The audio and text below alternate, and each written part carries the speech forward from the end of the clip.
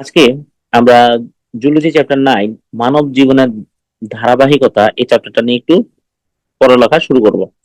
তো এই চ্যাপ্টারটাতে প্রধানত আমাদের প্রজনন নিয়ে আলোচনা করা হয়েছে। তো আমরা ছোটবেলা থেকে জানি প্রজনন হচ্ছে দুই প্রকার, কি কি? যৌন প্রজনন আর হচ্ছে অযৌন প্রজনন। যৌন প্রজনন মানে হচ্ছে যে প্রজননে দুইটা ভিন্ন ধর্মী গ্যামেটের মিলন ঘটবে। যে প্রক্রিয়ায় দুটি বিপরীত ধর্মী গ্যামেট বা জনন কোষের মিলনের মাধ্যমে প্রজনন সম্পন্ন হয় তাকে বলা হয় যৌন জনন। তাকে কি বলা হয়? যৌন জনন। আচ্ছা, এই যে দুইটা বিপরীত ধর্মী গ্যামেট, এই দুইটা বিপরীত ধর্মী গ্যামেট কি কি? পুরুষের ক্ষেত্রে হচ্ছে শুক্রাণু, আর স্ত্রীর ক্ষেত্রে হচ্ছে ডিম্বাণু। তাহলে এটা বিপরীত ধর্মী গ্যামেট না? তাহলে দুইটা বিপরীত ধর্মী গ্যামেটের মাধ্যমে বা জনন কোষের মাধ্যমে যেটা হয় তাকে বলা হয় যৌন জনন। এবার একটা জিনিস আমি সবসময় বলি, সেটা হচ্ছে কতগুলো কোষ মিলে তৈরি করে টিস্যু, কতগুলো টিস্যু মিলে তৈরি করে অঙ্গ বা অর্গান, কতগুলো অর্গান মিলে তৈরি করে সিস্টেম। তাহলে প্রজনন তন্ত্র মানে হচ্ছে, এই যে তন্ত্র বলছে তার মানে এখানে অনেকগুলো অঙ্গ থাকবে। তাহলে যে সকল অঙ্গ জীবের যৌন প্রজননে অংশগ্রহণ করে তাদেরকে বলা হয় একত্রে প্রজনন তন্ত্র। তাদেরকে একত্রে কি বলা হচ্ছে আসলে আমাদের? প্রজনন তন্ত্র। কারণ এই যে সিস্টেম বা তন্ত্র, তার সেটা কি দ্বারা তৈরি হবে? অনেকগুলা অঙ্গ দ্বারা গঠিত হবে। এখন আমরা একটা জিনিস বলতেছি, আমরা একটা জিনিস জানি, এক লিঙ্গ আবার উভলিঙ্গ। এগুলো বলতে একটা কথা আছে তাই না? এক লিঙ্গ প্রাণী, উভলিঙ্গ প্রাণী। এক লিঙ্গ প্রাণী মানে হচ্ছে স্ত্রী এবং পুরুষ প্রজনন তন্ত্র ভিন্ন ভিন্ন দেহে থাকবে। দ্যাট মিনস পুরুষ প্রজনন তন্ত্র একটা দেহে থাকবে, স্ত্রী প্রজনন তন্ত্র আরেকটা দেহে থাকবে। উভলিঙ্গ মানে হচ্ছে একই দেহে স্ত্রী এবং পুরুষ দুইটাই আছে, স্ত্রী এবং পুরুষ দুইটা প্রজনন তন্ত্রই থাকে, সেটা হচ্ছে উভলিঙ্গ। তো মানুষ কোনটা বলতো? মানুষ কিন্তু এক লিঙ্গ প্রাণী। তাহলে মানুষ কোনটা? মানুষ হচ্ছে এক লিঙ্গ প্রাণী, কারণ একটা দেহে মেনলি একটাই প্রজনন তন্ত্র থাকে সাধারণত। ওকে। তো এবার প্রজনন তন্ত্রের যে অঙ্গগুলোকে দুই ভাগে ভাগ করা হয়। কয় ভাগে ভাগ করা হয়? দুই ভাগে। একটা হচ্ছে প্রাইমারি জননাঙ্গ বা মুখ্য, আর হচ্ছে সেকেন্ডারি জননাঙ্গ বা আনুষঙ্গিক জননাঙ্গ। তাহলে জননাঙ্গ গুলোকে আমরা কয় ভাগে ভাগ করি? দুই ভাগে। একটা হচ্ছে প্রাইমারি আর একটা হচ্ছে সেকেন্ডারি। প্রাইমারি যেটা মনে রাখবা, যেটাকে আমরা বলি প্রাইমারি, সেটা হচ্ছে মেইন কাজটা করবে। সেটা কি করবে? মেইন কাজ করবে, প্রাইমারি বা মুখ্য। তাহলে প্রাইমারি হচ্ছে ইন কেস অফ মেল, পুরুষের ক্ষেত্রে প্রাইমারি জননাঙ্গ হচ্ছে শুক্রাশয়। প্রাইমারি জননাঙ্গ হচ্ছে কি? শুক্রাশয়। আর ইন কেস অফ ফিমেল বা স্ত্রীর ক্ষেত্রে সেটা কি হবে? ডিম্বাশয়। সেটা কি? ডিম্বাশয়। কেন ভাইয়া? কারণ এই শুক্রাশয় থেকে মেনলি শুক্রাণু তৈরি হবে। আর আলটিমেটলি শুক্রাণুই কিন্তু মেইনলি জননে অংশগ্রহণ করে, অন্য কেউ কিন্তু অংশগ্রহণ করতেছে না। ডিম্বাশয় থেকে ডিম্বাণু তৈরি হয়, এন্ড ডিম্বাণুটাই মেইনলি আমাদের কি করে? আমাদের এই জননের কাজটা করে। অন্য কেউ কিন্তু আমাদের অংশগ্রহণ করতেছে না। আচ্ছা, এখন এই যে শুক্রাশয়, ডিম্বাশয়, এগুলা মেনলি পুরুষের ক্ষেত্রে এটা আমাদের মানে সাধারণত বয়সন্ধিকাল থেকে বয়সন্ধিকাল থেকে 60 থেকে 65 বছর পর্যন্ত মানে সক্রিয় থাকে, অ্যাক্টিভ থাকে। অনেকের ক্ষেত্রে আরো বেশিও থাকে। ঠিক আছে, 80 90 বছর পাওয়া যায়, 100 বছর পাওয়া যায় কখনো কখনো। আর কিন্তু স্ত্রীদের ক্ষেত্রে সেটা ডিম্বাশয়টা কতদিন পর্যন্ত অ্যাক্টিভ থাকবে? ডিম্বাশয়টা অ্যাক্টিভ থাকবে বয়সন্ধিকাল থেকে 45 থেকে 50 বছর পর্যন্ত। 45 থেকে 50 বছর পর্যন্ত। এবার এগুলা ছাড়া যত অঙ্গ আছে আমাদের প্রজনন তন্ত্রের, সেগুলা কি? সেগুলা হচ্ছে সেকেন্ডারি বা গৌণ জননাঙ্গ বা আনুষঙ্গিক জননাঙ্গ। তাহলে এগুলার কাজ কি মিললি? এগুলা মিললি হচ্ছে আমাদের এই যে জনন কোষটা আছে, জনন কোষটার সঞ্চয়। হ্যাঁ, এদের কাছে মিলে জনন কোষ সঞ্চয় করা, তারপর জনন কোষটাকে পূর্ণতা প্রাপ্তিতে সাহায্য করা, পূর্ণতা প্রাপ্তি। তারপর কিনা বলে এই যে যৌন মিলনে সাহায্য করে, যৌন মিলন। তারপরে নিষেকে সাহায্য করে। হুম, নিষেক। তারপরে কিংবা নিষেকের পরে যাতে আরো সে সুন্দর করে বৃদ্ধি পায়, ওই সকলের কাজ করা হচ্ছে সেকেন্ডারি কাজ। তাহলে প্রাইমারি মুখ্য, তার মানে তার মেইন কাজ হচ্ছে শুক্রাণু ডিম্বাণু তৈরি করা, এন্ড যেটা অ্যাকচুয়ালি আমাদের কি করবে? জননে অংশগ্রহণ করবে। ওকে। তাহলে আমরা এতটুকু আশা করি বুঝতে পারছি। তাহলে এখন চলে আসি পুরুষের ক্ষেত্রে আমাদের সেকেন্ডারি বা আনুষঙ্গিক জননাঙ্গ গুলা কি কি, আর স্ত্রীদের ক্ষেত্রে এই আনুষঙ্গিক বা সেকেন্ডারি জননাঙ্গ গুলা কি কি। তো চলে আসি পুরুষের ক্ষেত্রে কি কি। আমি যদি একটু এখানে লিখি, দেখো পুরুষের ক্ষেত্রে সেকেন্ডারি জননাঙ্গ গুলা হচ্ছে যেমন এপিডিডাইমিস, এগুলো কি আমরা সবই পড়বো আজকে। এপিডিডাইমিস, তারপর হচ্ছে ভাস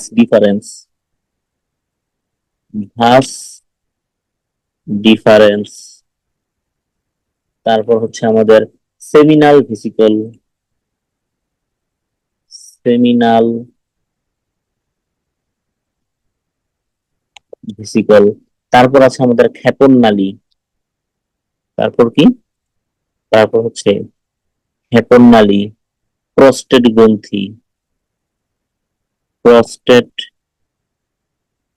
গ্রন্থি, তারপরে আছে আবার ইউরেথ্রা, ইউরেথ্রা, তারপরে আছে পেনিস বা যাকে আমরা বলি শিশ্ন, বা যাকে মেনে লিঙ্গ বলে আর কি। এগুলো কি, এগুলো হচ্ছে সেকেন্ডারি বা আনুষঙ্গিক জননাঙ্গ। আর in case of female, in case of female তাদের সেকেন্ডারি যে আমাদের জননাঙ্গ সেগুলো কি কি, এক নম্বর হচ্ছে ফ্যালোপিয়ান টিউব, এক নম্বর হচ্ছে ফ্যালোপিয়ান টিউব, তারপর আছে আমাদের জরায়ু, তারপর আছে বার্থলিন গ্রন্থি, বার্থলিন গ্রন্থি, বার্থলিন গ্রন্থি, তারপর আছে ভেজাইনা বা যোনি, ভেজাইনা বা যাকে বলা হয় যোনি, তারপর আছে ক্লাইটোরিস, কি আছে, ক্লাইটোরিস, বা যাকে অনেক সময় বলা হয় ভগাঙ্কুর, যাকে অনেক সময় কি বলা হয় ভগাঙ্কুর, তারপর হচ্ছে ভেস্টিবিউল, তারপর হচ্ছে livia মেজোরা, livia minora, livia মেজোরা, livia minora, এছাড়া আছে সার্ভিক্স। আর তোমাদের বইয়ের মধ্যে একটা জিনিসের কথা বলছে স্তন গ্রন্থি, যাকে বলা হয় ব্রেস্ট, যদিও ব্রেস্ট আসলে ডাইরেক্টলি এটাতে কাজ করে না, তাও এখানে যেহেতু বলছে আমরা তাই বললাম। ঠিক আছে, তাহলে এগুলো হচ্ছে মেলের আর ফিমেলের জননাঙ্গ গুলো। ঠিক আছে, জননাঙ্গ তাহলে কয় ধরনের, দুই ধরনের, কি কি, কিছু আছে প্রাইমারি আর কিছু আছে সেকেন্ডারি।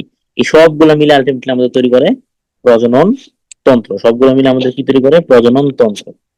তাহলে প্রাইমারি জননাঙ্গ পুরুষের ক্ষেত্রে কে, শুক্রাশয় কি তৈরি করে, শুক্রাণু তৈরি করে, কতদিন পর্যন্ত অ্যাক্টিভ থাকে, বয়সন্ধিকাল থেকে 60 থেকে 65 বছর। স্ত্রীর দেহের ক্ষেত্রে প্রধান আমাদের জননাঙ্গকে ডিম্বাশয় কি তৈরি করে, ডিম্বাণু, বয়সন্ধিকাল থেকে 45 থেকে 55 বছর পর্যন্ত। জননাঙ্গর সেকেন্ডারি যে জননাঙ্গ বা আনুষঙ্গিক জননাঙ্গ সেগুলো মেনলি কি, জনকোষের সঞ্চয়, পূর্ণতা প্রাপ্তি, যৌন মিলন, নিষেকের পরে যাতে বিকাশ হয়, ওই সকল কাজগুলো করে, মানে জননে মেনলি সহায়তা করে। তার মেইন কাজ কি, সহায়তা করা, তার মেইন কাজ হচ্ছে সহায়তা করা। আর তার মেইন কাজ ডাইরেক্ট জননে অংশগ্রহণ করা, ডাইরেক্ট জননে কাজ করে, যেমন শুক্রাশয় নূর থেকে যে শুক্রাণু, ডিম্বাশয় থেকে যে ডিম্বাণু, তারাই মিললি জননে কাজ করতেছে। Okay fine. তো পুরুষের ক্ষেত্রে আমরা কি কি দেখলাম, আমাদের সেকেন্ডারি যে আমাদের সেক্স অর্গান গুলো আছে সেগুলোর নাম কি কি, যে epididymis, vas deferens, seminal vesicle, ক্ষেপণ নালী, প্রস্টেট গ্রন্থি, ইউরেথ্রা, পেনিস বা শিশ্ন বা লিঙ্গ। ফিমেলের ক্ষেত্রে আমরা আমাদের সেকেন্ডারি সেক্স অর্গান গুলো কি কি লিখতেছি, ফ্যালোপিয়ান টিউব, জরায়ু বা বার্থলিন গ্রন্থি, ভেজাইনা বা যোনি, ক্লাইটোরিস বা ভগাঙ্কুর, তারপর আছে আমাদের vestibule, livia মেজোরা, livia minora, cervix এবং ব্রেস্ট বা স্তন গ্রন্থি। মোটামুটি এগুলোই। এখন আমরা আজকে মেনলি পুরুষ প্রজনন তন্ত্র নিয়ে আলোচনা করব। আজকে আমরা কি নিয়ে আলোচনা করব, আজকে আমরা আলোচনা করব পুরুষ প্রজনন তন্ত্র নিয়ে। আজকের ক্লাসটা হচ্ছে পুরুষ প্রজনন তন্ত্রের উপরে। তাহলে পুরুষ প্রজনন তন্ত্র মানে হচ্ছে যে তন্ত্রটা অ্যাকচুয়ালি আমাদের এই যে পুরুষের যে জননাঙ্গ গুলো তৈরি করা, হ্যাঁ, মানে পুরুষের জননের যেসব আমাদের অঙ্গগুলা কাজ করে তাদেরকে একত্রে আমরা পুরুষ প্রজনন তন্ত্র বলতেছি। Mail reproductive system, mail reproductive system. আমাদের ছবিতে আমরা মেল রিপ্রোডাক্টিভ সিস্টেমটা দেখতে পাচ্ছি, ঠিক আছে। এখানে আরো আমাদের ছবি আছে সুন্দর সুন্দর, আমরা দেখবো। শুরু করি। তো প্রথম যে জিনিসটা নিয়ে আমরা আলোচনা করবো মেল রিপ্রোডাক্টিভ সিস্টেমে, সেটা হচ্ছে শুক্রাশয়। একদম মুখ্য যেটা সেটা হচ্ছে শুক্রাশয়। এই যে শুক্রাশয় বা যাকে বলা হয় টেস্টিস, এই দেখো ঝুলে আছে যেটা, যেটা এভাবে ঝুলে আছে একটা থলির মধ্যে, ঝুলে আছে দুই উরুর মাঝখানে একটা উপাঙ্গের মতো ঝুলে আছে একটা থলের মতো। ওই থলেটার নাম হচ্ছে স্ক্রোটাম। যে থলেটার মধ্যে আছে এই থলেটার নাম কি দেখো, স্ক্রোটাম। যে থলের মধ্যে আছে এই থলেটার নাম হচ্ছে স্ক্রোটাম। আর স্ক্রোটামের মধ্যে আমাদের যে জিনিসটা আছে, তো আমাদের ঝুলে আছে যেটা, এটাকে বলা হয় শুক্রাশয় বা টেস্টিস। এটাকে বলা হয় কি শুক্রাশয় বা টেস্টিস। এই ছবিতে আমরা কিন্তু সেম দেখতে পাচ্ছি। এই দেখো, এই যে একটা শুক্রাশয়, এই আরেকটা শুক্রাশয়। এখানে দেখো আমরা শুক্রাশয়কে দেখতে পাচ্ছি। তাহলে এখন আমরা মেইনলি এই শুক্রাশয় নিয়ে আলোচনা করব। চলে আসি, এই যে ছবিটা এটা হচ্ছে শুক্রাশয়ের ছবি। এটা কিসের ছবি? এটাই হচ্ছে শুক্রাশয় বা টেস্টিসের ছবি, ঠিক আছে। চলে আসি, এই ছবিটা আমরা পড়বো আস্তে আস্তে। তার আগে আমার কাছে আসে, সেটা হচ্ছে, তাই আমরা কি বলতেছি, মুখ্য জননাঙ্গ। মুখ্য জননাঙ্গ যেটার নাম হচ্ছে শুক্রাশয়, যার নাম হচ্ছে শুক্রাশয়। তো শুক্রাশয় হচ্ছে কয়টা থাকে? দুইটা থাকে। এটা বা দুইটা থাকে বা আমরা বলতে পারি এক জোড়া, বা আমরা কি বলতে পারি, এক জোড়া। এরা আকারটা কেমন? এটা হচ্ছে ডিম্বাকার। এরা কি? ডিম্বাকার। এরা কিসের মধ্যে থাকে? এরা স্ক্রোটামের মধ্যে থাকে। তাহলে এরা কার মধ্যে থাকে? এরা স্ক্রোটামের মধ্যে থাকে। স্ক্রোটাম কি? স্ক্রোটাম হচ্ছে একটা থলি। স্ক্রোটাম কি? স্ক্রোটাম হচ্ছে একটা থলি, যেটা আসলে আমাদের মানে দুই উরুসন্ধি, মানে দুই পায়ের উরুসন্ধিতে উপাঙ্গের মতো ঝুলে থাকে। যেটা আসলে কি ঝুলে থাকতেছে সেটাকে আমরা বলতেছি স্ক্রোটাম। এখন এই যে তাহলে স্ক্রোটামটার মধ্যে এই যে এইভাবে স্ক্রোটামটা, ঠিক আছে, আমরা যদি একটু একটু দেখাই, এই মনে করো স্ক্রোটামটা, ঠিক আছে। তো স্ক্রোটামটার মধ্যে এই এখানে একটা শুক্রাশয়, এই আর একটা শুক্রাশয়, তাহলে দুইটা শুক্রাশয়ের মধ্যে থাকে, ঠিক আছে। মাঝখানে একটা মানে প্রাচীর বা ব্যারিয়ারের মতো থাকে, ঠিক আছে। ওকে, এখানে দেখো, এখানে আমাদের শুক্রাশয় দেখা যাচ্ছে। এখানে আমাদের এই যে এইটাতে দেখো, এই একটা শুক্রাশয় আর একটা শুক্রাশয়, দুটো কিন্তু একসাথে আছে। এখানে ছবির সুবিধার্থে ইয়া করছে, দুইটা আমাদের এই যে পেনিসের ঠিক গোড়ায় এইভাবে ঝুলে থাকে। ওকে, তো এখন যে জিনিসটাতে চলে আসতেছি, আমরা এই যে শুক্রাশয় নিয়ে কথাবার্তা বলতেছি। তো শুক্রাশয়ের গঠনটা খুব ইম্পর্টেন্ট। আচ্ছা, এই যে দুইটা শুক্রাশয় আছে এর মধ্যে মনে রাখতে হবে যে বাম দিকেরটা কিছুটা বড় হয় আর একটু নিচে ঝুলে থাকে বেশি। তাহলে বাম সাইডেরটা, তাহলে বাম দিকের স্ক্রোটাম, তাহলে বাম দিকের স্ক্রোটাম একটু বড় হয়, আর যেটা বড় হবে সেটা কি থাকবে, বেশি ঝোলা থাকবে, বেশি ঝুলে থাকবে। এতটুকু আমরা বুঝতে পারছি। এখন শুক্রাশয়ের ওজন কত? প্রত্যেকটা শুক্রাশয়ের ওজন হচ্ছে মাত্র 10 থেকে 12 গ্রাম। ওজন কত? মাত্র 10 থেকে 12 গ্রাম। এগুলার লম্বা কতটুকু? এগুলার লম্বা হচ্ছে মাত্র 4 সেন্টিমিটার, মাত্র 4 সেন্টিমিটার। তাহলে প্রতিটি শুক্রাশয়ের মানে দৈর্ঘ্য বা লম্বা হচ্ছে 4 সেন্টিমিটার, এবং ওজন হচ্ছে প্রায় 10 থেকে 12 গ্রাম মাত্র। এখন প্রত্যেকটা শুক্রাশয়ের ভিতরে সবচেয়ে বেশি ইম্পর্টেন্ট যে জিনিসটা, প্রায় 1000টা, প্রায় 1000টা সূক্ষ্ম ও পেঁচানো নালী থাকে। 1000টা কি বলতেছি? সূক্ষ্ম পেঁচানো নালী, এই নালীটার নাম হচ্ছে সেমিনিফেরাস নালিকা। এটার নাম হচ্ছে সেমিনিফেরাস নালিকা। এটার নাম কি? সেমিনিফেরাস নালিকা। এবার এই ছবিটার দিকে থাকো, দেখো এই ছবিটার দিকে একটু মনোযোগ দাও। এই যে এগুলা, এই দেখো এগুলো পেছনে পেছনে পেছনে পেছনে পেছনে পেছনে দেখছো? তো এগুলো কি বলা হয়? সেমিনিফেরাস নালিকা বা সেমিনিফেরাস টিউবিউল। এগুলোকে কি বলা হয়? সেমিনিফেরাস নালিকা বা সেমিনিফেরাস টিউবিউল। তাহলে এরকম দেখছো কতগুলো, এরকম এরকম কতগুলা কতগুলা কতগুলা, পেছনে পেছনে সূক্ষ্ম পেছনে নালিকা, এদেরকে বলা হয় সেমিনিফেরাস টিউবিউল। তো এই সেমিনিফেরাস টিউবিউল গুলা দেখো, এগুলোর চারপাশে এক ধরনের কোষ আছে। দেখো সেমিনিফেরাস টিউবিউল গুলোর চারপাশে কিন্তু অনেকগুলা কোষ আছে, দেখছো? এই যে টিউবিউল গুলোর চারপাশে অনেকগুলা কোষ আছে, ওই কোষগুলোর একটা নাম আছে। ওই কোষগুলোর নাম হচ্ছে লেডিক সেল বা লেডিক কোষ বা ইন্টারস্টিশিয়াল কোষ। তাহলে এই সেমিনিফেরাস নালিকা গুলোর চারপাশে কিছু কোষ আছে, তাই না? এর চারপাশে কিছু কোষ আছে, আমরা বলতে পারি যে এই নালিকা গুলা লেডিক সেল বা ইন্টারস্টিশিয়াল কোষের মধ্যে ডুবে আছে। দেখো মনে হইতেছে যে এইটা একটা পুরো একটা জিনিস, তার মধ্যে এটা ডুবে আছে। ঠিক আছে, আর এগুলো কি আমাদের এই যে লেডিক সেল। তাহলে আমরা এটা বলতে পারি যে এগুলা ইন্টারস্টিশিয়াল কোষ, ইন্টারস্টিশিয়াল কোষ, ইন্টারস্টিশিয়াল কোষ বা লেডিক সেলে বা লেডিক সেলে ডুবানো থাকে, বা লেডিক সেলে কি থাকে? ডুবানো থাকে। এবার হচ্ছে এই সেমিনিফেরাস নালিকা গুলা সবগুলো একত্রে মিলিত হয় সামনের দিকে, উন্মুক্ত হয়, উন্মুক্ত হয়ে একটা জালিকাকার গঠন তৈরি করে। তাহলে উন্মুক্ত হয়ে সামনে কি করতেছে? একটা জালিকাকার গঠন তৈরি করতেছে, একটা একটা এক জালিকাকার গঠন তৈরি করে, জালিকাকার গঠন তৈরি করে, যাকে বলা হয় রেটি টেস্টিস। যাকে বলা হয় কি? রেটি টেস্টিস, রেটি টেস্টিস। তাহলে এই দেখো, এই যে সেমিনিফেরাস ন্যাশনাল দেখো, এগুলো সামনে দেখো একটা জালের মতো গঠন তৈরি করতেছে। তো এই জায়গাটাকে আমরা বলি কি? রেটি টেস্টিস। এই জায়গাটাকে আমরা বলতেছি রেটি টেস্টিস। ওকে, এতটুকু আমরা বুঝতে পারছি।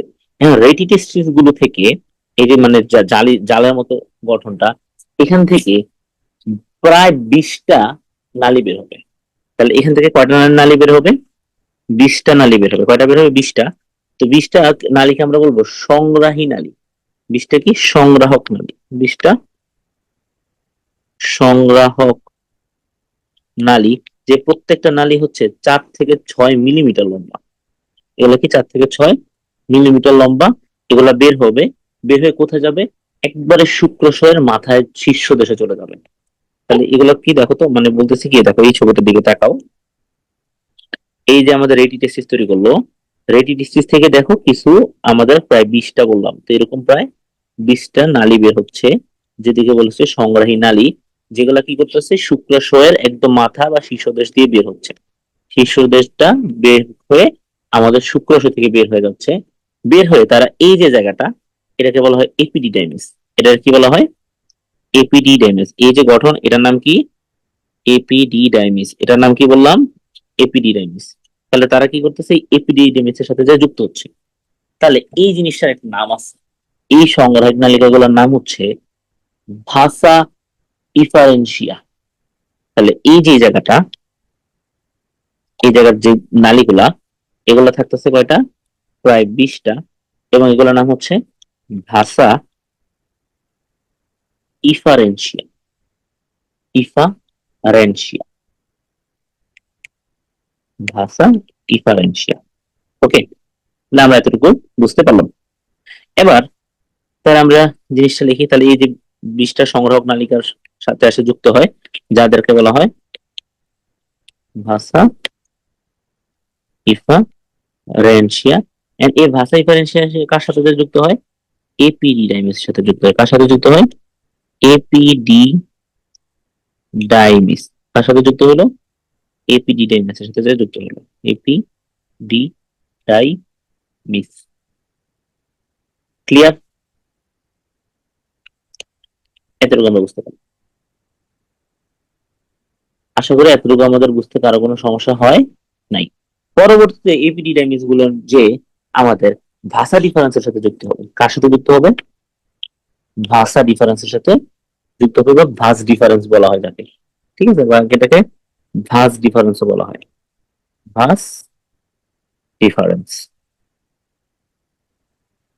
ভাস ডিফারেন্সের সাথে যুক্ত হবে। আচ্ছা, এটা আমরা পড়বো, এটা আমরা একটু সামনে যাই পড়বো, কোনো সমস্যা নেই।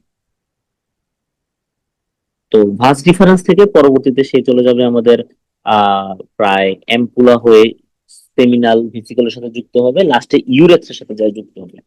তাহলে ভাস ডিফারেন্সটা যখন সামনের দিকে আগাবে, মাঝখানে একটা জায়গা, সেই জায়গাটাকে বলা হয় অ্যাম্পুলা। অ্যাম্পুলায় তার সাথে একটা জিনিস যুক্ত হবে, তাকে বলা হয় সেমিনাল ভেসিকল। তাকে কি বলা হয়? Seminal vesicle. ভেসিকলের সাথে যুক্ত হবে। তারপরে সে যেতে যেতে আলটিমেটলি ইউরেথ্রা বা মূত্র নালীর সাথে যুক্ত হবে। ইউরেথ্রা বা মূত্র নালীর সাথে যুক্ত হবে, আলটিমেটলি দিক দিয়ে বের হয়ে যাবে। তো এতটুকু বলে আমরা জিনিসটা বুঝতে পারছি কিনা, যে মানে মেইন জিনিস কিন্তু শুক্রাশয়ের ভিতরের গঠন থেকে কিভাবে বের হইতেছে জিনিসটা আমি তোমাদেরকে বলে দিলাম। যেখানে শুক্রাশয়ের ভিতরে প্রায় 1000টা সূক্ষ্ম পেঁচানো নালিকা থাকে, তাদেরকে বলে সেমিনিফেরাস নালিকা। এই নালিকাগুলা ইন্টারস্টিশিয়াল সেল বা লেডিক সেলের মধ্যে ডুবানো থাকে। তারপর এই নালিকাগুলার আলটিমেটলি সামনের দিকে একটা জালিকাকার গঠন তৈরি করে, তাকে বলে রেটিটেস্টিস। রেটিটেস্টিস থেকে 20টা সংগ্রাহক নলিকা বের হয়, যাকে বলা হয় ভাসা ইফারেন্সিয়া। ভাষা ইফারেন্সিয়া গুলা শুক্রাশয়ের শীর্ষদেশ থেকে বের হয়ে যোগ হয় এপিডিডেমিসে। এপিডিডেমিস অনেক লম্বা, আমরা পড়বো, এটা প্রায় 4 থেকে 6 মিটার লম্বা। এটা প্রায় 4 থেকে 6 মিটার লম্বা। সে সামনের দিকে যাবে, যেতে যেতে আলটিমেটলি যোগ দিবে আমাদের ভাষা ডিফারেন্সের সাথে। ওইখানে ভাষা ডিফারেন্সের সামনে যেতে যেতে একটা জায়গায় অ্যাম্পুলা বলতে একটা জায়গা থাকবে, সেখানে সেমিনাল ভেসিকলের সাথে যুক্ত হয়, বাদ দিই, আবার আগাইতে থাকে, এরপর ইউরেথ্রাতে যায় যুক্ত হয়, মূত্র নালীর সাথে যায় যুক্ত হয়। আশা করি এতটুকু আমরা সবাই বুঝতে পারছি। তাহলে ছবিতে আমি জিনিসটাকে যা বলছি তা দেখাই। এই দেখো সেমিনিফেরাস নালিকা। সেমিনিফেরাস নালীর চারপাশে যে কোষগুলো আছে দেখো, এগুলোকে বলা হয় ইন্টারস্টিশিয়াল কোষ বা লিডিক সেল। এবং সেমিনিফেরাস নালিকা গুলো সবগুলা মিলে এই যে একটা জালিকা গঠন তৈরি করলো, তাকে বলা হয় রেটিটেস্টিস। রেটিটেস্টিস গুলা বের হয় এই যে প্রায় 20টা সংগ্রহ নালিকা, তাকে বলা হয় ভাষা ইফারেন্সিয়া। ভাষা ইফারেন্সিয়াল গুলা এবার আলটিমেটলি যে যুক্ত হয় এপিডিডাইমিস। এপিডিডাইমিস গিয়ে যুক্ত হয় ভাস ডিফারেন্সের সাথে। এবার দেখো, এই যে ভাস ডিফারেন্স, এই দেখো এপিডিডাইমিসটা কোথায় গেল, এই যে ভাস ডিফারেন্সের সাথে গেল। সে দেখো মাঝখানে যে সেমিনাল ভেসিকলের সাথে যুক্ত হয়, এন্ড প্রোস্টেটের মধ্যে দিয়ে যে সে আলটিমেটলি ইউরেথ্রার সাথে যুক্ত হয়েছে। এই দেখো ইউরেথ্রা, দেখছো সে আলটিমেটলি কার সাথে যুক্ত হয়েছে? ইউরেথ্রার সাথে যুক্ত হয়েছে। বা এইদিকেও যদি দেখো, এই যে আমাদের এটা আলটিমেটলি এই যে দিক দিয়ে যে লাস্টে ইউরেথ্রার সাথে, বা আমি যদি এই ছবিতে দেখাই, দেখো সব ছবিতেই মোটামুটি সেম জিনিস। এই যে আমাদের এপিডিডাইমিস, সে আলটিমেটলি যুক্ত হলো ডাকটাস ডিফারেন্স বা ভাস ডিফারেন্সের সাথে, সেটাই দেখো আবার এই দিক দিয়ে ঢুকে ভিতর দিয়ে অ্যাম্পুলা হয়ে ঘুরে প্রোস্টেটের মাঝখান দিয়ে এসে আবার ইউরেথ্রা দিয়ে চলে আসলো। তো আশা করি শুক্রাশয়ের জিনিসটা আমরা বুঝতে পারছি। শুক্রাশয় এখানে একটা ইম্পর্টেন্ট জিনিস বলে, সেটা হচ্ছে এই যে আমরা আহ সেমিনাল সেমিনিফেরাস নালিকার বললাম, সেমিনিফেরাস নালিকার কাজ কি? সেমিনিফেরাস নালিকার কাজ হচ্ছে শুক্রাণু তৈরি করা। এখানে স্পারমাটোজেনেসিস প্রক্রিয়ায় শুক্রাণু তৈরি হয়। তাহলে এটা একটা সুন্দর জায়গায় লিখে আমি, হ্যাঁ। তাহলে এখানে আমরা পরবর্তী পেজে যাই। তাহলে কি বললাম, যে এই যে সেমিনিফেরাস নালিকা, সেমিনিফেরাস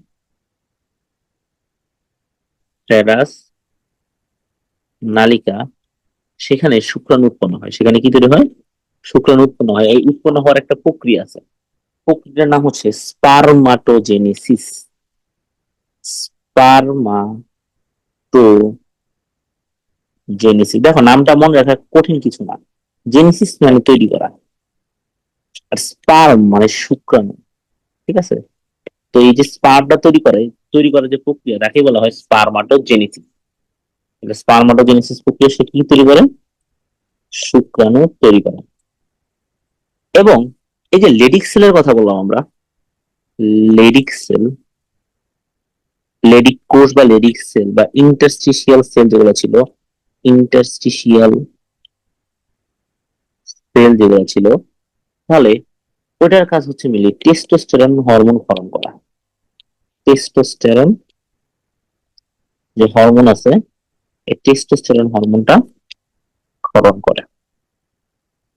আশা করি শুক্রাশয় নিয়ে কারো কোনো সমস্যা নাই।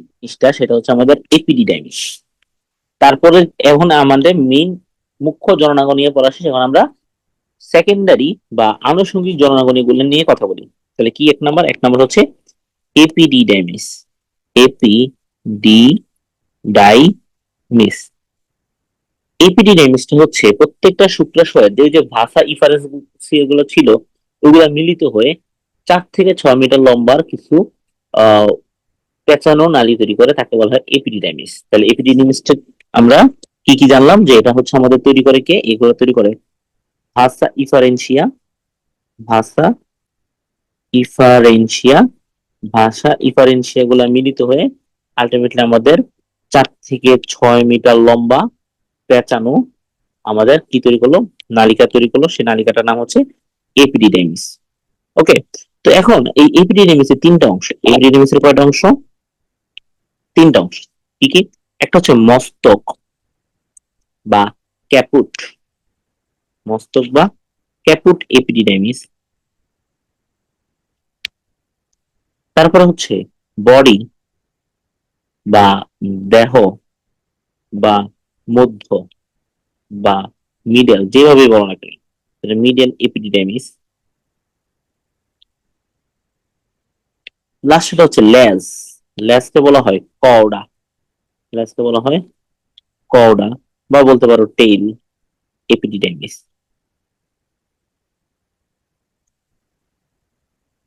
ওকে, তাহলে মস্তক বা ক্যাপুট বা এপিডিডাইমিস, বডি বা মিডল এপিডিডাইমিস, কওডা বা টেইল এপিডিডাইমিস। তাহলে মস্তকটা থাকতেছে কোথায় দেখো, এই যে এই ছবিটা দেখি, এই ছবিটা আমরা আরেকটা নিয়ে আসি।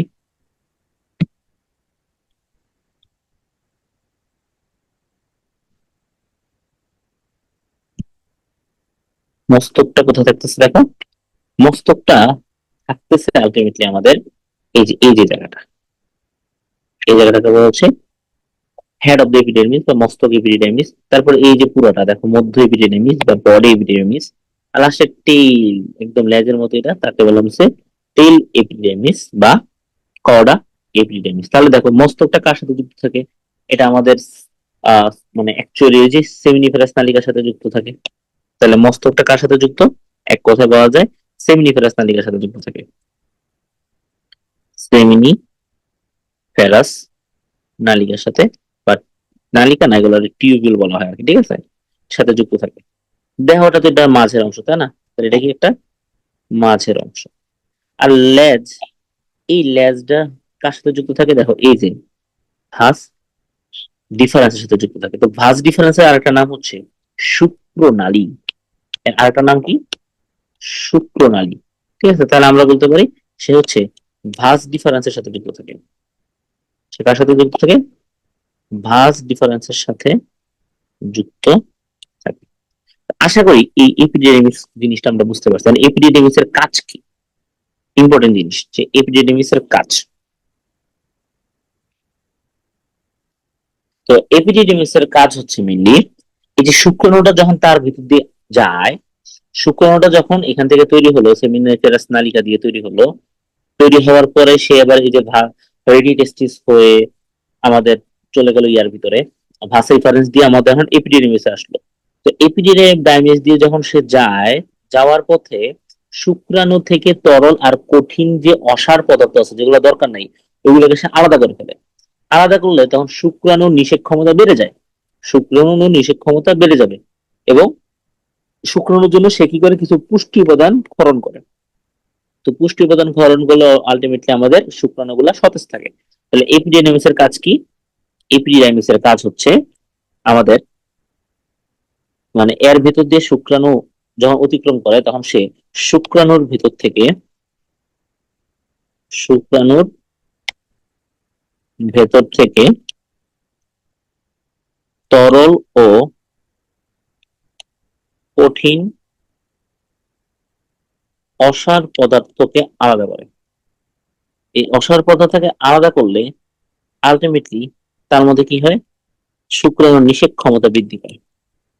আলটিমেটলি শুক্রাণুর নিষেক ক্ষমতা বৃদ্ধি পায়। শুক্রাণুর কি হয়, নিষেক ক্ষমতা বৃদ্ধি পায়। এবং সে আরেকটা কি কাজ করে, এপিডার্মিস আরেকটা কাজ হচ্ছে পুষ্টি পদার্থ ক্ষরণ করে। কি কি করে, পুষ্টি পদার্থ ক্ষরণ করে। ক্ষরণ করে আলটিমেটলি আমাদের শুক্রাণুকে সতেজ রাখে। 3 নাম্বার যে জিনিসটা বা 2 নাম্বার যে জিনিসটা সেটা হচ্ছে ভাস ডিফারেন্স। এটার নাম কি, ভাস ডিফারেন্স, যাকে বলা হয়, আমি একটু আগে বললাম যে শুক্রনালী, আরেকটা নাম হচ্ছে শুক্রনালী। এই শুক্রনালীটার দৈর্ঘ্য হয়, মানে এটা কি এপিডিডাইমিসের পরের অংশ। এটা কি এপিডিডাইমিসের পরের অংশ। দেখো ছবিটা দেখে, দেখো এই যে এই দেখো, এই ছবিটা ভালো দেখো। দেখো এই হচ্ছে আমাদের এপিডিডাইমিস। এপিডিডাইমিস গেল, এটা এপিডিডাইমিস চলতেছে। তারপরে আমাদের আলটিমেটলি পরবর্তীতে কি হবে, এপিডিডাইমিস যে এই যে এখানে শেষ হয়ে এবার আমাদের এখন ডাকটাস ডিফারেন্স বা এই যে ভাঁজ ডিফারেন্স বা শুক্রনালীতে আসলো। শুক্রনালীটা এই দেখো এইভাবে ঠিক আমাদের যে ইউরেটারটা আছে, ইউরেটারটার পিছন দিক দিয়ে ঘুরে আসে, একটা বাঁক খায়, ঠিক আছে। এটা আমাদের দেখো উপরের দিকে উঠে এভাবে বাঁক খাইলো, ঠিক আছে।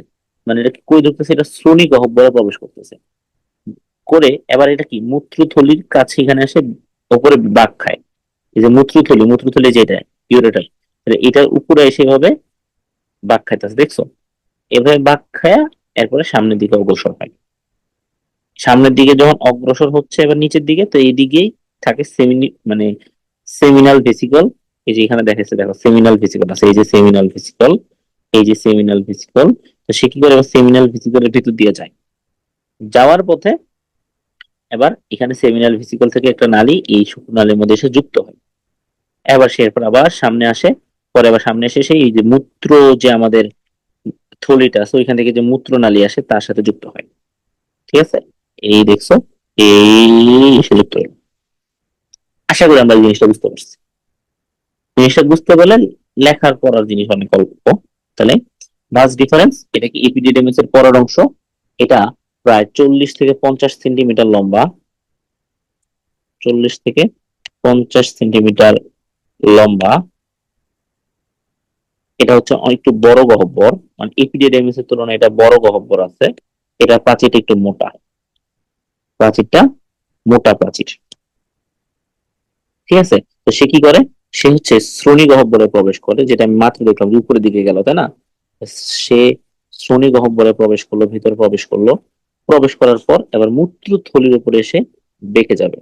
কোথায় থাকবে, মূত্রথলির উপর, মূত্রথলির উপর বেঁকে অবস্থান করবে। এবং মূত্রনালী অতিক্রম করার পর, এবং কি মূত্রনালী অতিক্রম করার পর অ্যাম্পুলা নামক একটা অঙ্গের একটা ফুল অংশ গঠন করে। তাহলে মূত্রনালী অতিক্রম করার পর বা মূত্রনালীর অতিক্রমের পর পর এখানে একটা ফুল একটা অংশ থাকে যেখানে হচ্ছে অ্যাম্পুলা। যে অ্যাম্পুলাতে কে আসে বললাম, সেমিনাল ভেসিকল যুক্ত হয়। কে যুক্ত হয়, সেমিনাল ভেসিকল যুক্ত হয়। আশা করি এতটুকু আমরা বুঝতে পারছি। তাহলে এই ভাঁজ ডিফারেন্সের কাজ কি, ভাঁজ ডিফারেন্সের মেইন কাজ কি। এর মেইন কাজ হচ্ছে যখন সঙ্গম হয়, সঙ্গমের সময় যাতে শুক্রাণুটা দ্রুত পরিবহন করে, খুব দ্রুত শুক্রাণুকে পরিবহন করা। তাহলে তার মেইন কাজ হচ্ছে, তার কাজ হচ্ছে সঙ্গমের সময়, সঙ্গমের সময়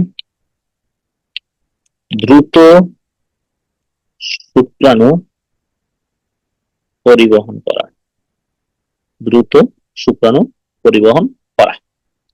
এবং মাঝে মধ্যে এই কাজটার মধ্যে কিছু সময়ের জন্য সেই শুক্রাণুকে জমা রাখে। মানে কি অল্প কিছু সময়ের জন্য সে কি করে শুক্রাণুকে জমা রাখে। তাহলে এতটুকু আমাদের বোঝানো আশা করি শেষ। এবার হচ্ছে সেমিনাল ভেসিকল। এবার কি, এবার হচ্ছে সেমিনাল ভেসিকল। সেমিনাল ভেসিকল জিনিসটা কি একটু আগে দেখালাম, যে এই যে আমাদের এই যে ছবিটা দেখি,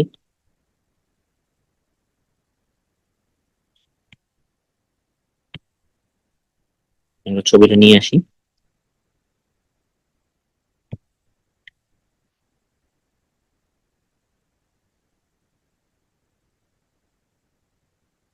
দেখো, তাহলে সেমিনাল ভেসিকল হচ্ছে এই যে জায়গাটা, এই যে এই জায়গাটা, এটা হচ্ছে সেমিনাল ভেসিকল। ঠিক আছে, এই যে এটা হচ্ছে আমাদের সেমিনাল ভেসিকল। তাহলে কি বলতেছে, এটা হচ্ছে আমাদের মানে এক জোড়া থাকে, এটা কটা থাকে, এক জোড়া থাকে, এটা হচ্ছে একটা গ্রন্থি। এটা আসলে একটা কি, গ্রন্থি। এন্ড এই গ্রন্থি থেকে কিছু তরল বের হয়, ওই তরলটার নাম হচ্ছে সেমিনাল ফ্লুইড। ঠিক আছে, এটা থেকে কি বের হয়, কিছু তরল বের হয়, তার নাম হচ্ছে সেমিনাল ফ্লুইড। এই সেমিনাল ফ্লুইডটাই আসলে বীর্য বা সিমনের 70% তৈরি করে, গঠন করে। তাহলে এর কিন্তু ভালো কাজ আছে, তাই না? এর কিন্তু গুরুত্বপূর্ণ কাজ আছে। তাহলে আমরা কি বলতেছি, সেমিনাল ভেসিকল এটা হচ্ছে আসলে এক জোড়া গ্রন্থি। এটা কি, এটা হচ্ছে এক জোড়া গ্রন্থি। এই গ্রন্থিটা তাহলে কোথায় থাকতেছে, কি থাকতেছে বলতেছে, এটা হচ্ছে শ্রোণী গহ্বরে, শ্রোণী গহ্বরে মূত্রথলির নিম্ন প্রান্তে। দেখো, এটা কি মূত্রথলির নিচে আছে, দেখো এই যে মূত্রথলিটা, এই মূত্রথলিটা ঠিক নিচে আছে, দেখছো? তাহলে মূত্রথলির নিম্ন প্রান্তে, মূত্রথলির নিম্ন প্রান্তে মলাশয়ের, মানে মূত্রথলির নিম্ন প্রান্ত এবং মলাশয় পিছনের এই সাইড দিয়ে কিন্তু মলাশয় আছে। ঠিক আছে, এই যে আমি যদি এই ছবিটা দেখাই, দেখো এই ছবিটা দেখলে বুঝবে, এই যে সেমিনাল ভেসিকল, এর ঠিক পিছনে দেখো আবার মলাশয় আছে রেকটাম। এর পিছনে কি আছে, মলাশয় বা রেকটাম আছে। তাহলে এটা কি থাকতেছে, যে এই দেখো মূত্রথলি, মানে মূত্রথলির পিছনে, নিচে এবং মলাশয়ের ঠিক সামনের এই যে জায়গাটা, এই মাঝখানে যে জায়গাটা সেমিনাল ভেসিকল থাকতেছে। তাহলে ছবি দেখতে কি বুঝতে পারছি আমরা, এই হচ্ছে আমাদের মূত্রথলি বা ইউরিনারি ব্লাডার, এই হচ্ছে আমাদের মলাশয় বা রেকটাম। তাহলে এই দুইটার মাঝখানের এই মধ্যবর্তী স্থানে আছে আমাদের সেমিনাল ভেসিকল।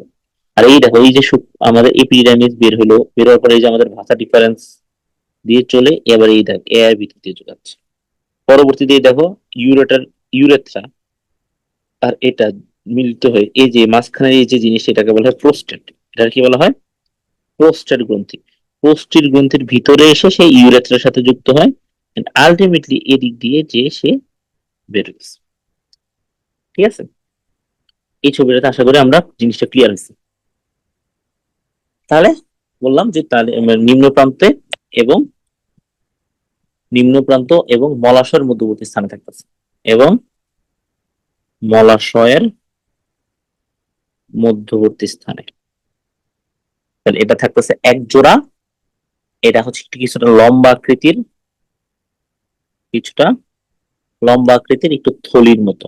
তাহলে থলিকাকার, লম্বা আকৃতির থলিকাকার। শেষ। তাহলে এটা কি, এটা একটা একটা কার সাথে যুক্ত হয় বলতো, এটা আমাদের আলটিমেটলি ভাঁজ ডিফারেন্স সাথে যুক্ত হয়। তাহলে এটা কার সাথে যুক্ত হয়, এটা একটা সূক্ষ্ম বা ক্ষুদ্র নালী দ্বারা, একটা ক্ষুদ্র নালী দ্বারা শুক্রনালী বা ভাঁজ ডিফারেন্সের সাথে যুক্ত হয়। ওকে, ফাইন। এর কাজ কি, এর কাজ হচ্ছে এক ধরনের তরল বের করা। ঠিক আছে, তাহলে সে হচ্ছে শুক্রাণুকে ধারণ করার জন্য, শুক্রাণুকে ধারণ করার জন্য পিচ্ছিল ও সান্দ্র, পিচ্ছিল ও সান্দ্র সেমিনাল ফ্লুইড, সেমিনাল ফ্লুইড ক্ষরণ করে। এবং বলতেছি এই সেমিনাল ফ্লুইডটাই বীর্য এর 70% গঠন করে। বীর্য বা যাকে বলা হয় সিমেন। তাহলে এই সেমিনাল ফ্লুইডটাই বীর্য বা সিমেনের 70% গঠন করে। বীর্যের প্রধান উপাদান কি, বীর্যের উপাদান কি, বীর্যের উপাদানগুলো হচ্ছে মেনলি, এখানে থাকে প্রোস্টাগ্ল্যান্ডিন, এখানে কি থাকে, প্রোস্টাগ্ল্যান্ডিন, এখানে থাকে ফ্রুক্টুস, এখানে এক ধরনের কার্বোহাইড্রেট থাকে, কার্বোহাইড্রেটের নাম হচ্ছে ফ্রুক্টোজ। এখানে কিছু সাইট্রেট থাকে, এখানে কিছু সাইট্রেট থাকে, এছাড়া কিছু ইনোসিটল থাকে, ইনোসিটল থাকে, ওকে, এবং কিছু প্রোটিন থাকে, এবং কিছু প্রোটিন থাকে, এবং এই সব পদার্থ আলটিমেটলি কি করে, এগুলা শুক্রাণুকে পুষ্টি দেয়। এগুলো আলটিমেটলি বীর্যের 70% তৈরি করে, and এগুলা এই যে prostaglandin, fructose, citrate, inositol, protein, এগুলো আলটিমেটলি শুক্রাণুকে কি করে, পুষ্টি সরবরাহ করে বা পুষ্টি দেয়। তাহলে এটা হচ্ছে আমাদের সেমিনাল ভেসিকলের কথা। এটা কয়টা থাকে? এক জোড়া থাকে। কয়টা থাকে? এক জোড়া থাকে। কই থাকে? এই যে মূত্রথলির নিচে, এই দেখো মূত্রথলির নিচে এবং রেকটাম বা মলাশয়ের মধ্যবর্তী স্থানে লম্বাকৃতির একটা একটা নালী দ্বারা ভাঁজ ডিফারেন্সের সাথে যুক্ত হয়। মোটামুটি এতটুকু শেষ। ওকে, আশা করি এতটুকু আমরা বুঝতে পারছি। এবার হচ্ছে আরেকটা জিনিস, সেটা হচ্ছে ক্ষেপণ নালী বা ইজাকুলেটরি ডাক্ট। এখন আমরা যে জিনিসটা যাব তার নাম হচ্ছে ক্ষেপণ নালী। এই আমি এখন যা বলেতেছি প্রত্যেকটা জিনিস কিন্তু আনুষঙ্গিক জননাঙ্গ, এগুলা মেইন জননাঙ্গ কিন্তু আমরা পড়ে ফেলছি শুক্রাশয়, আমরা আনুষঙ্গিক গুলো পড়তেছি। এখন বলতেছি কি একটা ক্ষেপণ নালী। ক্ষেপণ নালী বা যাকে বলা হইতেছে ejaculatory duct, ejaculatory duct. Ejaculatory ডাক্টটা কোন জায়গাটা? দেখো আমি এই ছবির মধ্যেই দেখে, দেখো এই যে আমাদের আমি যদি জিনিসটা দেখাই, শুক্রনালী এবং সেমিনাল ভিসিকল নালী একত্রিত মিলিত হয়েছে। তাহলে এখানে ভিতরে এটা মিলিত হয়েছে, মিলিত হওয়ার পর এটা সামনের দিকে অগ্রসর হচ্ছে, এটা সামনের দিকে অগ্রসর হচ্ছে, এন্ড আলটিমেটলি ইউরেথ্রার সাথে যুক্ত হয়েছে। তাহলে এই যে এখানে ইউরেথ্রার সাথে যুক্ত হয়েছে, তাহলে এই যে জায়গাটা, এই যে প্লেসটা, এই জায়গাটা হচ্ছে মিলে আমাদের ক্ষেপণ নালী। এই জায়গাটা হচ্ছে মিলি কি? ক্ষেপণ নালী। ঠিক আছে, এই জায়গাটা হচ্ছে ক্ষেপণ নালী। ঠিক আছে, তাহলে এটা বেশি ইম্পর্টেন্ট না, জাস্ট আমরা একটু পড়ে রাখলাম। ঠিক আছে, তাহলে ক্ষেপণালীটা কতটুকু? এটা হচ্ছে প্রায় 19 মিলিমিটার লম্বা হয় এবং 0.3 মিলিমিটার ব্যাস। এন্ড এটা কি করতেছে? এটা আলটিমেটলি প্রোস্টেট গ্রন্থির মধ্যে দিয়ে মূত্রনালীর সাথে যুক্ত হয়। এটা কি? এটা হচ্ছে প্রোস্টেট গ্রন্থির ভিতর দিয়ে, প্রোস্টেট গ্রন্থির ভেতর দিয়ে মূত্র যে নালী বা ইউরেথ্রা তার সাথে যুক্ত হয়, মূত্রনালীর সাথে যুক্ত হয়।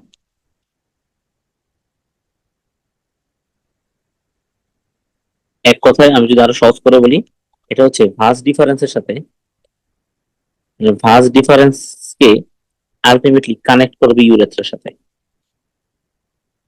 ইউরেথ্রা আর কোন জায়গাতে করেছে? প্রোস্টেটের ভিতরে এই জায়গাটা কানেকশন হবে। এই কানেকশনের জায়গাটা হচ্ছে ইজাকুলেটরি ডাক্ট। ইজাকুলেটরি ডাক্ট, আমি তো সংক্ষেপে ইডি বললাম। আশা করি এতটুকু আমরা সবাই বুঝতে পারছি। আর ছোট একটা জিনিস কি, যেমন মূত্র নালী বা ইউরেথ্রাটা নিয়ে এখন আমরা কথা বলি। এই ইউরেথ্রা, এখানে ইউরেথ্রা নিয়ে আমরা একটু কথা বলি। ঠিক আছে, এটা হচ্ছে আমাদের এরপরের টপিক, ইউরেথ্রা। তাহলে ইউরেথ্রাটা একই সাথে দুইটা তন্ত্রের কাজ করে। এটা রেচন তন্ত্রেরও কাজ করে, এটা প্রজনন তন্ত্রের কাজ করে। কাদের ক্ষেত্রে? পুরুষের ক্ষেত্রে। কাদের ক্ষেত্রে? পুরুষের ক্ষেত্রে এটা রেচন এবং প্রজনন দুই তন্ত্রের অংশ হিসেবে কাজ করে। ঠিক আছে, রেচন তন্ত্রের হিসেবে তার মধ্যে দিয়ে ইউরিন বের হয় বা যাকে বলা হয় মূত্র, আর প্রজনন তন্ত্র হিসেবে তার ভিতর দিয়ে বীর্য বা সিমেন্টা বেশি বের হয়। এটা প্রায় 20 সেন্টিমিটার লম্বা। পুরুষদের ক্ষেত্রে এটা কতটুকু লম্বা? 20 সেন্টিমিটার লম্বা ইন কেস অফ মেল। এবং এটা আলটিমেটলি লম্বা হয়ে শিশ্ন বা পেনিসে শীর্ষ দিয়ে বের হয়। তার কাজ কি? এক নম্বরে যে বীর্য বের করা, আর হচ্ছে মূত্র বের করা। তাহলে ইউরেথ্রা নিয়ে পড়া শেষ। তাহলে এতক্ষণ পর্যন্ত আমরা যা পড়ছি, এই সবগুলা জিনিস কি আমরা বাইরে থেকে দেখতে পাই? উত্তর হচ্ছে না, এগুলো একটাও আমরা বাইরে থেকে দেখতে পাই না। তাহলে এগুলো সবগুলো হচ্ছে আমাদের ইন্টারনাল জেনিটালিয়া। এগুলোকে সবগুলোকে বলা হয় ইন্টারনাল জেনিটালিয়া। মানে বডির ভিতরে প্রজনন অঙ্গের যেগুলো আছে সেগুলোকে বলা হচ্ছে ইন্টারনাল জেনিটালিয়া। আমরা কিন্তু আজকে পুরোটাই ফিমেল, সরি পুরোটাই মেল পড়তেছি, পুরুষ প্রজনন তন্ত্র, ফিমেলটা আলাদা হবে। ওকে, আমরা এতক্ষণ পর্যন্ত যা বললাম যে এই যে আমরা এতক্ষণ ধরে ইউরেথ্রা বললাম, আমরা ক্ষেপণালী বললাম, আমরা সেমিনাল ভেসিকল বললাম, আমরা আহ, ভিতরের যে ইয়াটা বললাম এটার নাম কি, শুক্রাশয় বললাম, এপিডিডাইমিস বললাম, ভাস ডিফারেন্স বললাম, এই সবগুলা জিনিস ভিতরে আছে, তাই এদেরকে বললাম আমরা ইন্টারনাল জেনিটালিয়া। বাইরের থেকে যে জিনিসটা দেখতে পাই তাকে বলা হবে এক্সটার্নাল জেনিটালিয়া। বাইরে থেকে যেটা দেখতে পাই তাকে বলা হবে এক্সটার্নাল জেনিটালিয়া। এক্সটার্নাল জেনিটালিয়া, তাহলে এক্সটার্নাল জেনিটালিয়া বা মানে যৌনাঙ্গ কি আছে পুরুষের? বহি যৌনাঙ্গ। বহি যৌনাঙ্গ পুরুষের ক্ষেত্রে কি কি আছে দেখো, দুইটা আছে। একটা হচ্ছে স্ক্রোটাম, যেটা নিয়ে কথা বলে হচ্ছে থলিটা। আর একটা হচ্ছে শিশ্ন বা লিঙ্গ বা পেনিস। আর একটা হচ্ছে শীর্ষ বা লিঙ্গ বা পেনিস। তো স্ক্রোটাম নিয়ে আমি তো বললাম যে এটাকে বলা হয় অন্ডথলীয় বলা হয়। এটাকে বলা হয় কি? অন্ডথলীয় বলা হয় বাংলায়। ঠিক আছে, তাহলে এটা আমরা বললাম। ঠিক আছে, এবার কথা শেষ। এখন মনে রাখতে হবে যে এটা একটা ঝুলে থাকে, তাই না? একটা থলির মতো ঝুলে থাকে। মনে রাখতে হবে এটা ত্বকের নিচে, এটার ত্বকের নিচে 5 স্তরের পেশি থাকে। তাহলে 5 স্তরের বা 5 ধরনের পেশি স্তর থাকে। 5 ধরনের পেশি স্তর থাকে, তাহলে অনেকগুলো পেশি থাকে এখানে। এন্ড এই পেশি স্তরের গুলা মিলে আলটিমেটলি ওই যে বললাম না, স্ক্রোটামের ভিতরে দুইটা ভাগ করে রাখছে যাতে ডান আর বাম শুক্রাশয়টা আলাদা থাকে। স্ক্রোটামের ভিতরে বললাম না, ডান আর বামটাকে যাতে আলাদা থাকে, তাহলে এই জন্যই। ঠিক আছে, যে তাহলে এই স্তরগুলো মিলে কি করে, একটা ব্যবধায়ক তৈরি করে, করে আমাদের ডান আর বাম শুক্রাশয়কে আলাদা রাখে। এবং আমরা মনে রাখতে পারি এই যে মানে স্ক্রোটামের পেশি স্তরগুলোর নিচে আরেকটা আবরণী টিস্যু স্তর থাকে। আরেকটা আবরণী টিস্যু স্তর থাকে, ওইটার ভিতরে কি থাকে? ফ্লুইড থাকে। ওটার ভিতরে কি থাকে? এক ধরনের ফ্লুইড থাকে। কিন্তু ওই ফ্লুইডটা আলটিমেটলি কি হয়, এই যে স্ক্রোটাম গুলা যাতে চাপ লাগলে যাতে ক্ষতি না হয়, পিছলা যেতে পারে, একটা আরেকটার সাথে যাতে শুক্রাশয় মানে শুক্রাশয় গুলা যাতে সহজে পিছলে যেতে পারে, ওই কাজটা করে। ঠিক আছে, এন্ড এটা আলটিমেটলি টেম্পারেচারটাকে কমে রাখতেছে। তাহলে টেম্পারেচার একটা বড় হিউজ ইস্যু। একটা জিনিস একটু বলি, আমাদের শুক্রাশয়, শুক্রাশয় যখন তৈরি হয়, এটা তৈরি হয় অ্যাবডোমেনে, মানে সহজ ভাষায় বললে তোমার উদর গহ্বরে। ঠিক আছে, শ্রোণিদেশের তৈরি হয়। মানে এটা আমাদের স্ক্রোটামে যে ঝুলে আছে দেহের বাইরে, এভাবে কিন্তু সেটা থাকে না, সেটা দেহের ভিতরে থাকে। কিন্তু জন্মের আগে বা জন্মের সময় এটা কি হয়, এটা বের হয়ে আসে নিচে, মানে দেহের এই যে এরকম ঝুলার এই জায়গাটা চলে আসে। কেন? যাতে টেম্পারেচারটা কম থাকে। কারণ শুক্রাণু তৈরি করার জন্য বডি টেম্পারেচার থেকে 2 ডিগ্রি সেন্টিগ্রেড কম টেম্পারেচার দরকার। শুক্রাশয় যদি কারোর এই জায়গা থেকে না পাস করে, মানে তার অ্যাবডোমেন থেকে বা তার উদর গহ্বর থেকে যদি নিচে না আসে, স্তনদেশ থেকে যদি নিচে বাইরে এরকম এই স্ক্রোটামের মধ্যে না আসে, তখন কিন্তু এই শুক্রাশয় থেকে আর শুক্রাণু তৈরি হবে না। কারণ একটা সহায়ক টেম্পারেচার প্রয়োজন আমাদের। হ্যাঁ, 2 ডিগ্রি কম, দেহের টেম্পারেচার থেকে 2 ডিগ্রি সেন্টিগ্রেড কম টেম্পারেচার দরকার। তাহলে স্ক্রোটামটা কিন্তু টেম্পারেচারটাকে মেনটেন করে, ঠান্ডা রাখে জায়গাটাকে। ঠিক আছে, আমরা আশা করি স্ক্রোটাম জিনিসটা বুঝছি। এবার হচ্ছে পেনিস, যে কথাটা, পেনিস নিয়ে আমরা আলোচনা করি। তো পেনিস বা শিশ্ন, বা এটাকে অনেক সময় বলা হয় পুরুষাঙ্গ। শিশ্ন বা পুরুষাঙ্গ।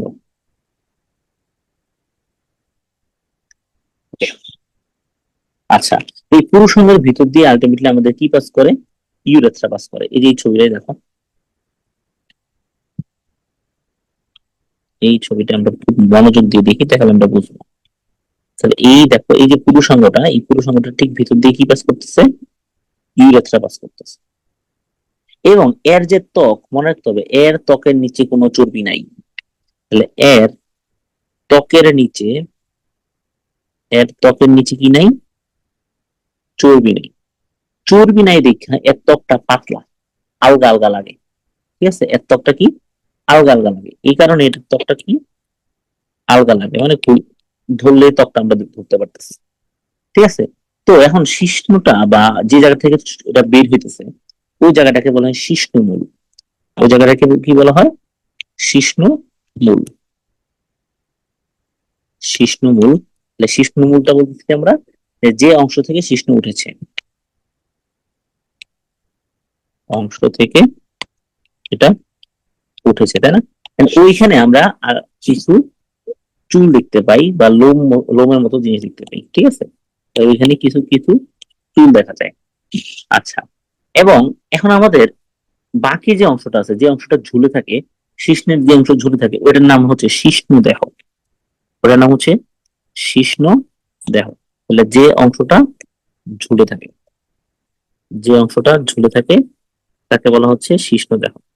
এই শিশ্ন দেহটা আলটিমেটলি কি হইতেছে, একদম মাথায় একটা লাল একটা মুন্ডি থাকে। এটার মাথায় একটা লাল কালার একটা মুন্ডি থাকে, ওইটাকে বলা হয় গ্লান্স পেনিস। তাহলে এর ডগায়, এটাকে এভাবে বলা হচ্ছে যে এর ডগায় একটা ছাপ, ব্যাঙের ছাতা আকৃতির একটা, ব্যাঙের ছাতা আকৃতির লাল মুন্ডি থাকে। একটা ব্যাঙের ছাতা আকৃতির লাল মুন্ডি থাকে। এটার নাম হচ্ছে গ্লান্স পেনিস। এটার নাম হচ্ছে গ্লান্স পেনিস। এখানে এখানে অনেক বেশি নার্ভ থাকে, অনেক বেশি নার্ভ থাকে, ঠিক আছে? নার্ভের প্রান্ত থাকে বা স্নায়ুর প্রান্ত এখানে থাকে। এখন এই যে মুন্ডিটা বা এই যে গ্ল্যান্স পেনিস, এই গ্ল্যান্স পেনিসের বাইরে চারপাশে একটা চামড়া দিয়ে এটাকে ঢেকে রাখে। তাহলে যে চামড়া দিয়ে এটাকে ঢেকে রাখে, ওই চামড়াটার নাম হচ্ছে প্রিপিউস। ওটার নাম হচ্ছে প্রিপিউস। এই প্রিপিউসটাকে মেনলি যারা মুসলমান তারা এটাকে খতনার সময় কেটে ফেলে। এখানে মেনলি খতনা করা হয়, ঠিক আছে? তাহলে প্রিপিউসটা কেটে ফেলা হয়, এটাকে কেটেই মেনলি যে সুন্নতে খতনা যেটাকে বলা হয়, ঠিক আছে, সেটা করা হয় সুন্নতে খতনা, ঠিক আছে? খতনা করা হয়। ওকে, আশা করি আমরা বুঝতে পারছি। তাহলে কি এই গ্লান্স পেনিসের বাইরের যে প্রিপিউসটা থাকে, ওই প্রিপিউসটাকে আসলে কেটে ফেলা হয়। এটা কেটে ফেললে অনেক লাভ আছে, ঠিক আছে? এটা কেটে ফেললে হচ্ছে মানে এই মানে না কাটলে হচ্ছে অনেক সময় যে ব্যাকটেরিয়া ইনফেকশন হওয়ার চান্স অনেক বেশি থাকে, ঠিক আছে? আবার ঠিক করে মূত্র বের হয় না, মূত্র আটকা থাকতে পারে, ইনফেকশন হতে পারে, এইসব কারণে এটা কেটে ফেলা বৈজ্ঞানিক ভাবেও যুক্তিযুক্ত। এবার কৃষ্ণদেহে দুই ধরনের টিস্যু থাকে। কৃষ্ণদেহে দুই ধরনের টিস্যু থাকে, এই ছবিটাতে দেখো, এটা চারপাশে দেখো দুই ধরনের টিস্যু দেখা যাচ্ছে। এখানে দুই ধরনের টিস্যু দেখা যায়। এখানে কয় ধরনের টিস্যু দেখা যায়? দুই ধরনের টিস্যু দেখা যায়। এগুলোকে বলে ইরেকটাইল টিস্যু। এদেরকে বলা হয় ইরেকটাইল টিস্যু। তাহলে দুই ধরনের ইরেকটাইল টিস্যু দেখা যায়। কি কি? একটা হচ্ছে কর্পোসা ক্যাভার্নোসা, আর হচ্ছে কর্পোরা স্পঞ্জিওসাম। কি কি বললাম? দুই ধরনের যে, তাদের নাম হচ্ছে, একটা হচ্ছে কর্পোরা ক্যাভার্নোসা, কর্পোরা ক্যাভার্নোসা, আর একটা হচ্ছে কর্পোরা স্পঞ্জিওসাম, কর্পোরা স্পঞ্জিওসাম। এই দুইটা মিলিয়ে আলটিমেটলি, এই দুইটা যখন প্রসারিত হয় তখন আলটিমেটলি, মানে এই দুইটা যখন শক্ত হয় বা দৃঢ় হয় তখনই আলটিমেটলি শিশ্নটা ইরেক্ট করে, ঠিক আছে, বা প্রসারিত হয় বা দৃঢ় হয়, ঠিক আছে? এন্ড এই যে শিশ্ন বা পেনিস, তার মেইন কাজ কি? তার মেইন কাজ হচ্ছে সেই ইউরেথ্রার মাধ্যমে বীর্যটাকে স্ত্রী প্রজনন তন্ত্রের অভ্যন্তরে প্রেরণ করে। এটাই হচ্ছে মেইনলি পেনিসের কাজ। তাহলে একরকম মোটামুটি শেষ। আর অল্প একটু জিনিস নিয়ে আমরা আলোচনা করবো, সেটা হচ্ছে জনন গ্রন্থি। এখানে জনন গ্রন্থি বলতে জিনিস আছে, দুই ধরনের জনন গ্রন্থির কথা বলা হচ্ছে। কি কি? একটা হচ্ছে প্রোস্টেট গ্ল্যান্ড বা প্রোস্টেট গ্রন্থি। একটা কি? একটা হচ্ছে প্রোস্টেট গ্ল্যান্ড বা প্রোস্টেট গ্রন্থি। তো এই প্রোস্টেট গ্ল্যান্ড বা প্রোস্টেট গ্রন্থিটা আকৃতি কেমন? এটা হচ্ছে নাশপাতি আকৃতির। এটা কি আকৃতি? নাশপাতি আকৃতি। কয়টা থাকে? একটাই থাকে, ঠিক আছে, এন্ড এর ভিতর দিয়ে আমাদের কি পাস করছিল দেখলাম, আমাদের ওই যে ইউরেথ্রাটা এসে এখান দিয়ে পাস করে উন্মুক্ত হয়েছিল। ঠিক আছে, এর ভিতর অনেকগুলা খন্ড থাকে, এর মধ্যে কি অনেকগুলা খন্ড থাকে, আর এই খন্ডগুলোর ভিতর দিয়ে আমাদেরকে ইউরেথ্রা পাস করে বা উন্মুক্ত হয়। তো এর কাজটা কি, মেনলি এর কাজটা আমরা দেখি। এর কাজ হচ্ছে সে এক ধরনের ক্ষারীয় তরল নিঃসৃত করে। সে কি করে? এক ধরনের ক্ষারীয় তরল নিঃসৃত করে, যার কারণে বীর্য রসের পরিমাণ বৃদ্ধি পায়। যার কারণে বীর্য রসের পরিমাণ বৃদ্ধি পায়। ওকে, এবং এই যে ক্ষারীয় জিনিস আমাদের মনে রাখতে হবে যে যোনির ভিতরে বা ভেজানের ভিতরে পরিবেশটা হচ্ছে অম্লীয়। তাহলে সে কি করবে? যে যোনির এই অম্লীয় পরিবেশটাকে সে কি করবে? প্রশমিত করবে। তাহলে সে হচ্ছে যোনির অম্লীয় অবস্থাকে প্রশমিত করে। অম্লীয় অবস্থাকে প্রশমিত করলে তাহলে শুক্রাণুটা বেঁচে থাকতে পারে না, শুক্রাণু বেঁচে থাকাটাকে সে সাহায্য করতেছে,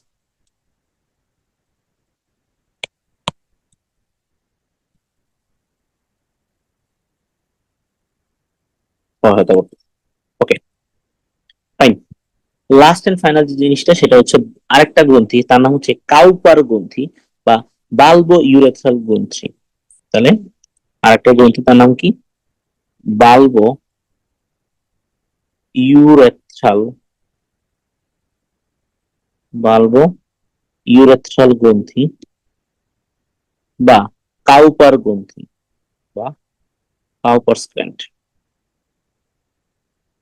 এটা কয়টা থাকে? দুইটা থাকে। এটা হচ্ছে মোটর দানার মতো। এটা কেমন? এটা হচ্ছে মোটর দানার মতো। এটাও আলটিমেটলি ইউরেথ্রার সাথে মিলিত হয়। তো এর কাজ হচ্ছে সে কিছু মিউকাস ক্ষরণ করে, কিছু মিউকাস ক্ষরণ করে, যে মিউকাসটা আসলে যোনিপথটাকে পিচ্ছিল রাখে, যেটা আসলে সঙ্গমের সময় যোনিপথটাকে পিচ্ছিল করে।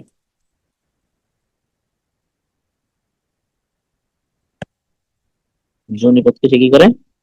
পিচ্ছিল রাখে। তাহলে এই হচ্ছে মোটামুটি আমাদের প্রজনন তন্ত্রের অঙ্গগুলা নিয়ে কথাবার্তা।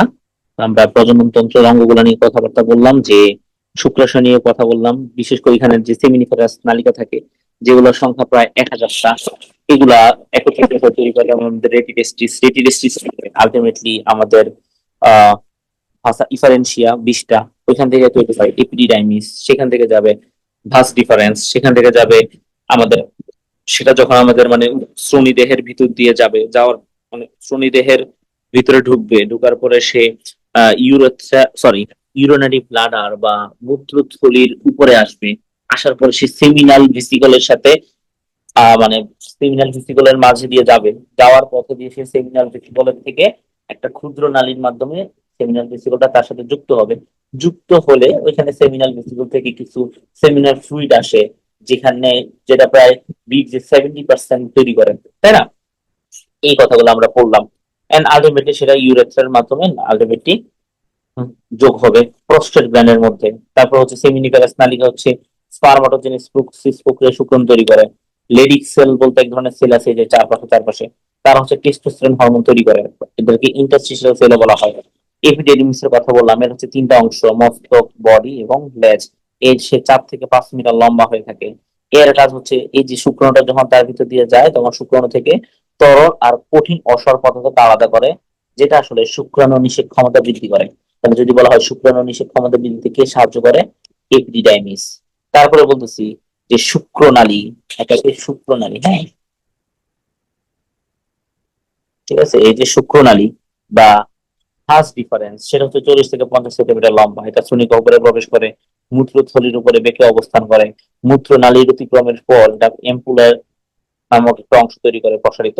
এখানে সেমিনাল ভেসিকল যুক্ত হয়। এর কাজ হচ্ছে শুক্রাণু সঙ্গমের সময় দ্রুত পরিবহন করে এবং কিছু সময়ের জন্য শুক্রাণুকে সে জমা রাখে। তারপরে সেমিনাল ভেসিকল বললাম যে এক জোড়া থাকে। এটা হচ্ছে মূত্রথলির নিচে এবং হচ্ছে নিম্ন প্রান্তে এবং মলাশয়ের মধ্যবর্তী স্থানে থাকে, ছবিতে দেখাইলাম আমি। তো এখানেই মেনলি যে বীর্যের কি কি উপাদান থাকে তা দেখলাম। ইজাগুলেটরের ডাকটা দেখলাম, তারপর আমরা আলটিমেটলি এই যে পেনিস নিয়ে কথা বললাম। প্রিপিউসটা মেনলি শূন্যতে ঘটনার সময় কেটে ফেলে দেওয়া হয়। তো আজকের ক্লাসটা এতটুকু। কারো কোনো সমস্যা থাকলে জানাতে পারো আমাকে।